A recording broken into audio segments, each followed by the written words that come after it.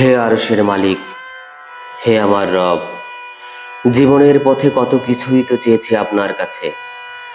আজ বুঝতে শিখেছি আমার প্রতিটি চাওয়া আমার জন্য কল্যাণকর ছিল না।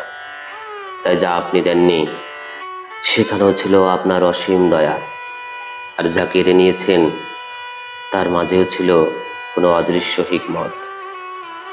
আজ আর কোনো বড় স্বপ্ন নয়, কোনো দীর্ঘ চাওয়ার তালিকাও নয়, শুধু আমার ক্লান্ত হৃদয়টা আপনার কাছে রেখে দিলাম। এই অস্থির মন, না পাওয়ার কষ্ট, ভেতরে জমে থাকা নিঃশব্দ কান্না আর মানসিক ভার থেকে আমাকে মুক্তি দিন। আমার বুক ভরা অশান্তির বদলে আপনি প্রশান্তি লিখে দিন।